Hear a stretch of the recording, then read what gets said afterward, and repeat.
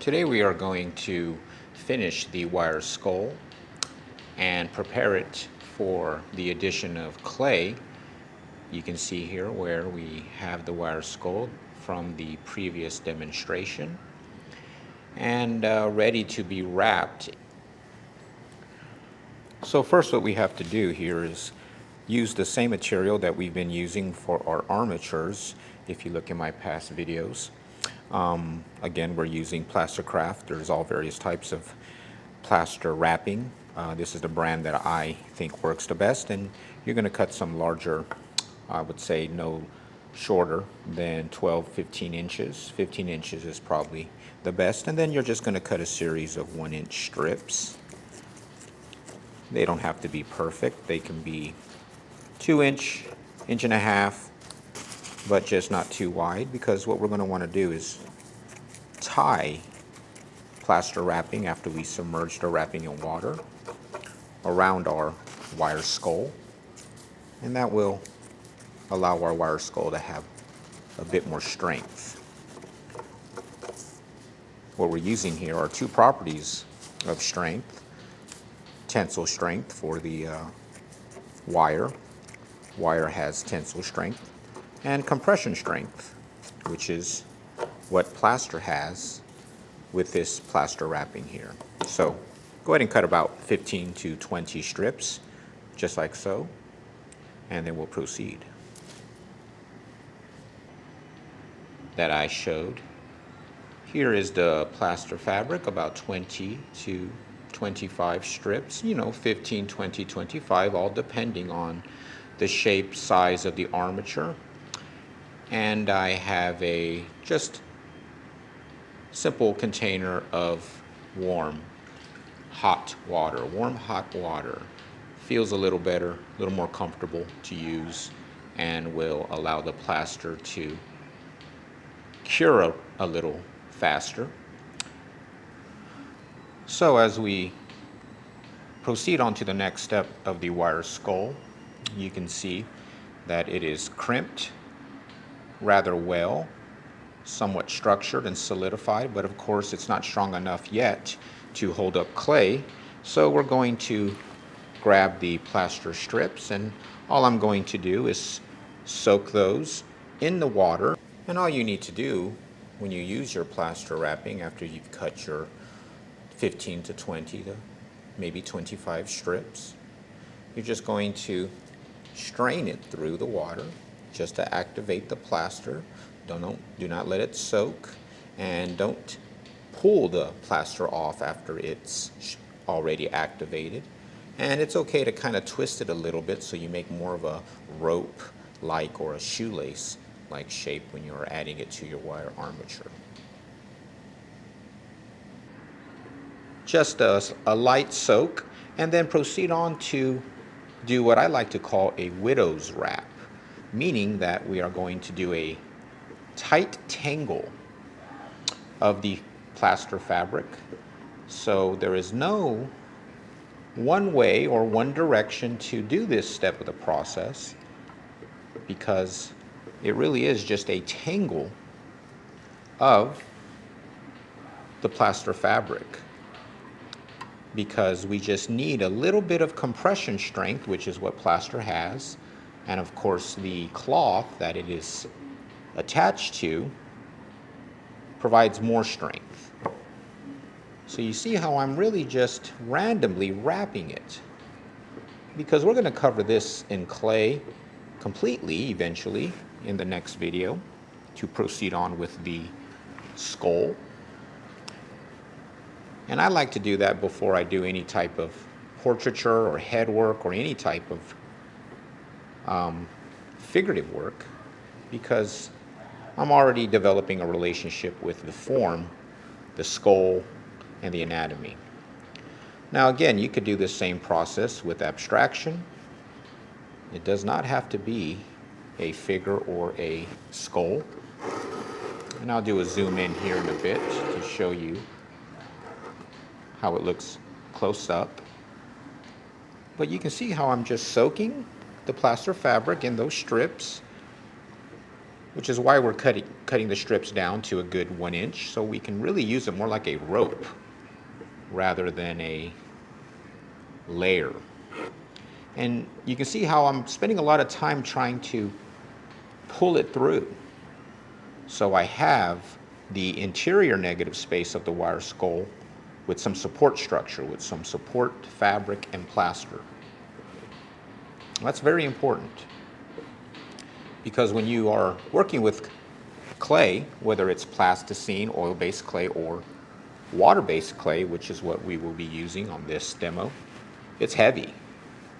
And with that weight comes, of course, gravity and things just being frustratingly not supported, meaning that when you're sculpting, we don't really want our armature to move or worry about our clay falling off the armature. We need a strong armature and a solidified armature so we can experiment with form and shape and not worry about it collapsing on us. So all that plaster and fabric that I'm weaving through the center, well, that's going to allow some interior structure to hold the clay, but also just provide us a tangle of negative space so the clay grabs on to all that chaotic form.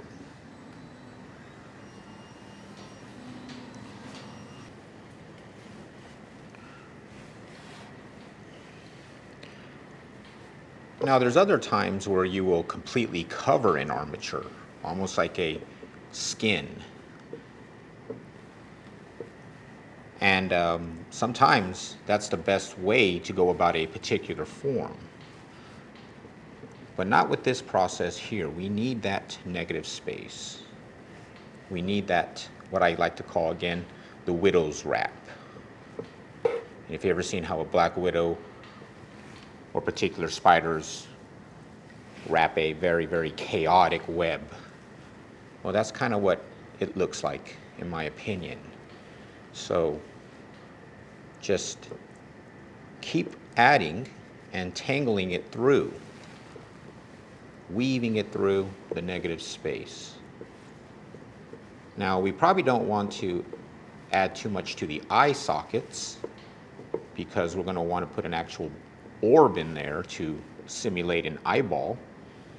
So I'm going to keep these two areas open, and I know it's difficult to see since it's a abstraction, but there are two eye sockets, just like we learned how to simulate in wire in the last wire skull video. Well, we're going to want to keep those as open as possible. So you see how I'm going to try to attach on the forehead, and you know, the wire has the little sharp edges that you can hook onto. I'm just going to not cover or wrap around the eye sockets, but around the jaw, yes, go right ahead. And remember, this plaster and fabric will get hard. It'll cure and add a lot of strength.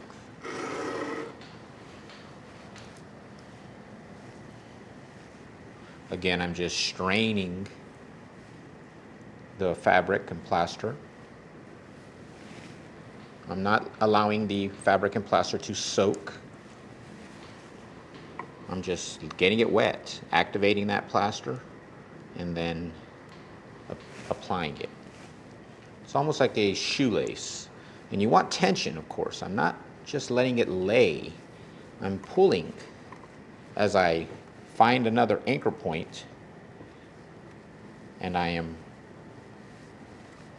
making sure there's some tension. I don't know if you can see, but I am pulling somewhat tight. Not tight enough that the wire will bend, but tight enough that the plaster fabric will be straight in that interior core. You can see as we proceed, it's going to look rather interesting. It's going to look almost like a mummy with a lot of negative space, you can see. And sometimes these processes here are visually interesting and you can get ideas.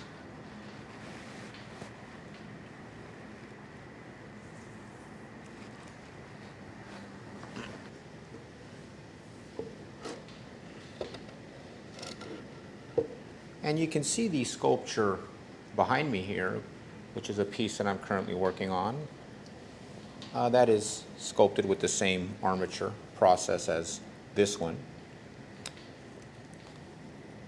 So a life-size head will probably be at least 20 to 30 pounds.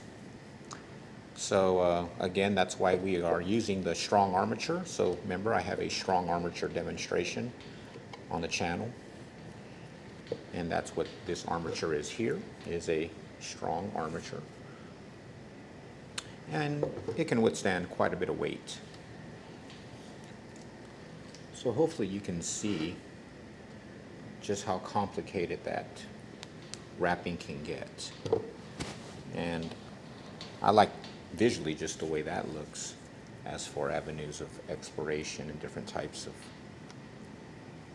objects that you can make with this interesting line form here. So you can see how I'm just trying to weave it in between, loop it around a wire, an anchor point, and then just feed it through, make sure I have some tension on it as I'm pulling, and then finding another area to weave it through again.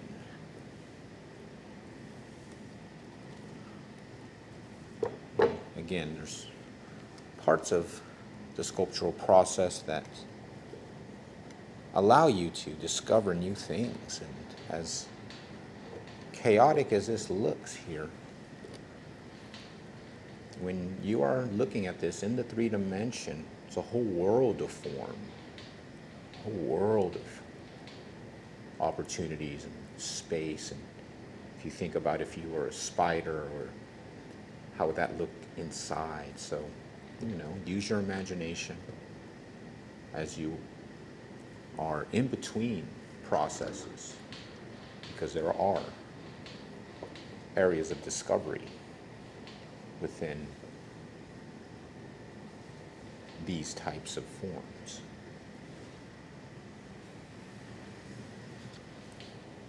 I do really hope that everybody is having a great time with their projects, and I hope you are making art and enjoying playing with materials and thinking about materials and how it relates to your culture and where you are from, and how can you use these processes to create something that can last a long time, but also just to experience the peace and serenity of sculpting and making art.